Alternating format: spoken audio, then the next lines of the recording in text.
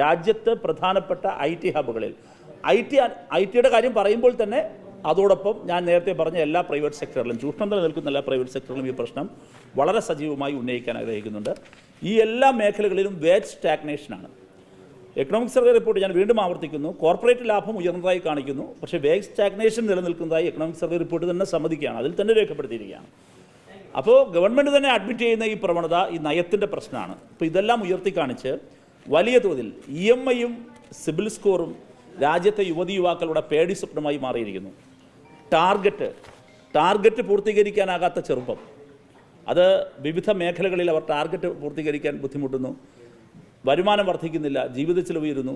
എന്നാൽ EMI, CIBIL score, ഇതിൻ്റെ എല്ലാം കിടന്ന് ഈ വീഷ്യസ് സർക്കിളിൽ കിടന്ന് ചെറുപ്പം വല്ലാതെ ബുദ്ധിമുട്ടുകയാണ്. ആ ചെറുപ്പത്തെ ആകെ അഡ്രസ്സ് ചെയ്തുകൊണ്ട് ഈ നയത്തിനെതിരെ, ഇത് 1991 ആരംഭിച്ച സാമ്പത്തിക നയത്തിൻ്റെ തുടർച്ചയാണ്. അത് അഗ്രസീവായി ഇന്ന് BJP തുടരുകയാണ്.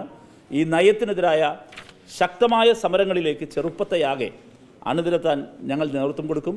ഇതിൻ്റെ പശ്ചാത്തലത്തിൽ ജൂലൈ മാസം 19 ഡൽഹിയിൽ വെച്ച് ഒരു സമരപ്രഖ്യാപന കൺവെൻഷൻ നടത്താനാണ് തീരുമാനിച്ചിരിക്കുന്നത്. ജൂലൈ മാസം 19.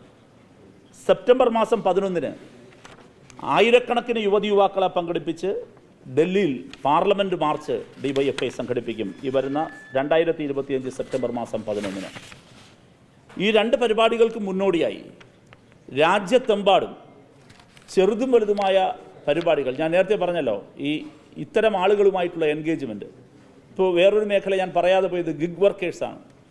രാജ്യത്തിൻ്റെ ഗിഗ് എക്കോണമി ഈശ്രം പോർട്ടലിൽ രജിസ്റ്റർ ചെയ്തത് തന്നെ 29 കോടിയോളം പേരാണ്. ഒരു തരത്തിലുള്ള സാമൂഹ്യ സുരക്ഷ അവർക്കില്ല. നല്ല എഡ്യൂക്കേറ്റഡായ ആളുകളാണ് ഊബറിൽ, സ്വിഗ്ഗിയിൽ, സൊമാറ്റോയിലൊക്കെ ഇന്ന് ജോലി ചെയ്തുകൊണ്ടിരിക്കുന്ന ഗിഗ് വർക്കേഴ്സ്, അസംഘടിത മേഖലയിൽ നിൽക്കുന്ന ഒട്ടനവധി പേർ. ഇപ്പോൾ ഇതിൻ്റെ എല്ലാം പശ്ചാത്തലത്തിൽ ഇപ്പോൾ ഇന്നലെ ഡൽഹിയിൽ വ്യാപാരി വ്യവസായി ഏകോപന സമിതിയുടെ സമരമായിരുന്നു. റീറ്റെയിൽ സെക്ടറിൽ ജോലി ചെയ്യുന്ന ചെറുപ്പം, ചെറുപ്പം ജീവിക്കാൻ ഇന്ന് സ്ട്രഗിൾ ചെയ്യുകയാണ്. അതിനെതിരെ അതിനെ പ്രൊട്ടക്റ്റ് ചെയ്യാനുള്ള ഒരു നടപടിയും രാജ്യത്ത് കേന്ദ്ര സർക്കാർ തയ്യാറാകുന്നില്ല.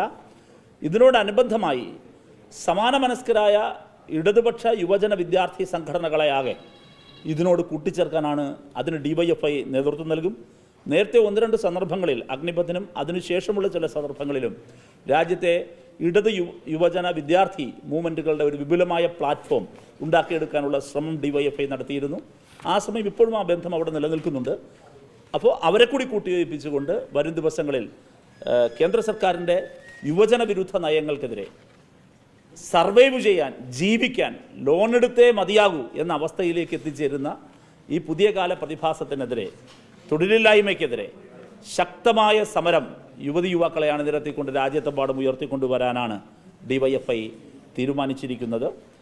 ഇതിനോടനുബന്ധമായി രാജ്യവ്യാപകമായി കാൽനട ജാഥകൾ, സെമിനാറുകൾ, ഇത്തരത്തിലുള്ള കൂടിക്കാഴ്ചകൾ, അങ്ങനെ വിപുലമായ പരിപാടികൾ, പോസ്റ്റർ ക്യാമ്പയിനുകൾ, അങ്ങനെ വിപുലമായ പരിപാടികൾ ഏറ്റെടുക്കാനാണ് DYFI തീരുമാനിച്ചിരിക്കുന്നത്.